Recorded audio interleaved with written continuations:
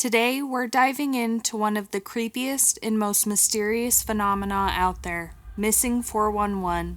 Imagine this, someone goes hiking in a national park, everything's fine, and then boom, they vanish. No trace, no struggle, no explanation. And when or if they're found, it only gets weirder. Let's get into it.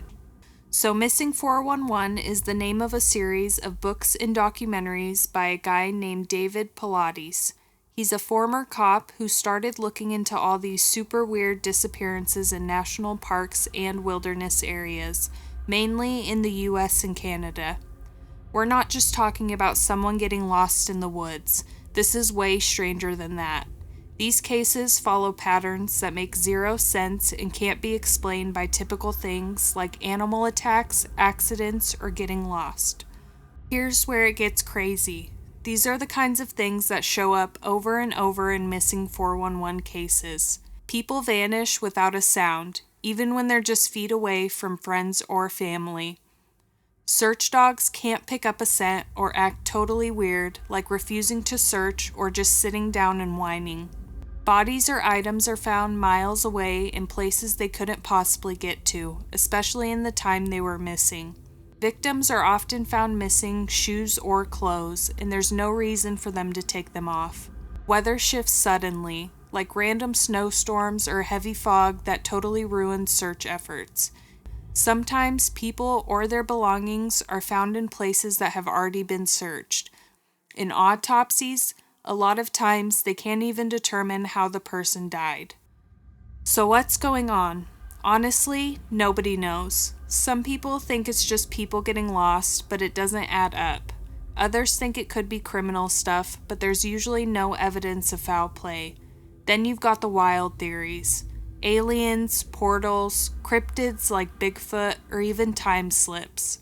David Pilates doesn't really push a specific theory, but he's clear about this. Something strange is going on.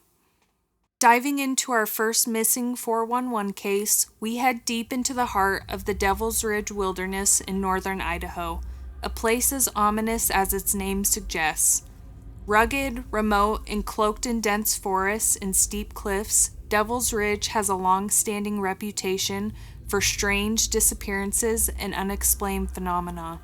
Our story centers on Mark Whitaker, a 34-year-old experienced outdoorsman and avid trail runner. This wasn't some rookie hiker. Mark knew these trails like the back of his hand. He'd explored Devil's Ridge countless times, often documenting his adventures with a GoPro and GPS tracker. But on one crisp October morning, Mark set out alone and was never seen again. What happened next baffled search teams, defied logic, and left behind more questions than answers. It was October 8th, 2019. Mark checked in at the ranger station just before 8 a.m., letting them know he planned to run the 12-mile Devil's Loop Trail and be back by nightfall. The weather was clear, skies blue, no storms in the forecast. Mark was geared up. GPS-enabled smartwatch, satellite phone, hydration pack, the kind of preparation you expect from someone who respects the wilderness. At 11:32 a.m., he sent a message to a friend via satellite. It was the last time anyone ever heard from him. When Mark didn't return by dusk, search and rescue teams were mobilized at first light. His car was still at the trailhead, untouched. Using the GPS data from his smartwatch, they tracked his path through the rugged terrain until it abruptly stopped at a clearing near a strange rock formation locals call Whispering Stones. At 11:45 a.m., both his GPS and smartwatch signals cut off completely. Not faded out, not lost in rough terrain, just gone.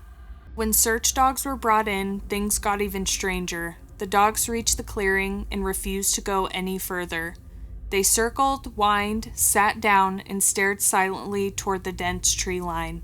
Not a single scent trail to follow. Then, as if nature itself was working against the search, a freak snowstorm hit the area less than 24 hours after Mark vanished, dumping half a foot of snow and burying any potential clues beneath layers of ice. For weeks, search teams combed the area, on foot, with drones, thermal imaging, and helicopters, Nothing. No gear, no clothing, no tracks. It was like Mark had simply evaporated.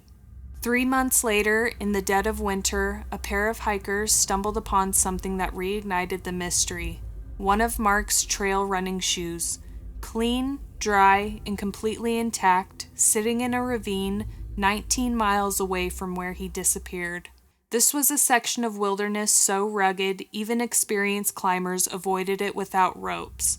There were no tracks, no other belongings, and no signs of wildlife, just the shoe, sitting there, as if someone or something placed it there on purpose. To this day, Mark Whitaker has never been found. His disappearance remains one of the most chilling, unsolved cases in Idaho's wilderness. Now let's tie in how this case takes its place among the countless others that make up the missing 411 phenomenon. If you've been following these disappearances, you'll notice some striking patterns. In Mark's case, checks almost every box. First, the sudden disappearance. He was experienced, well-equipped, and in constant contact, then gone. No sign of distress, no mayday call on the satellite phone, no signal from his GPS after a specific point. Second, the strange behavior of search dogs, a classic 411 hallmark. These are trained animals, used to difficult terrain, but they refuse to proceed past that clearing. No scent trail, just fear, confusion, and silence. Third, extreme terrain and improbable distances. How did a single shoe end up nearly 20 miles away in a place that would take days to reach on foot through treacherous wilderness? And why was it clean and dry in the middle of a snow-covered ravine? And finally, the sudden weather shift. Another chilling detail common in 411 cases. The snowstorm that rolled in right after Mark vanished buried any hope of fresh tracks or clues. Just like clockwork, the wilderness seemed to erase him. This is what David Pilates has been documenting for years. Disappearances that defy logic, leave behind minimal evidence, and baffle experts. These aren't just lost hikers. Something else is happening in these remote, wild places, and Devil's Ridge is no exception. The question is, are these just coincidences or part of a much bigger mystery we haven't begun to understand? So do you think there's a rational explanation for all of this, or is something bigger at play?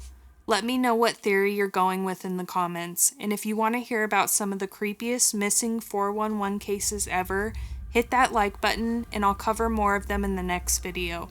Trust me, it gets real dark.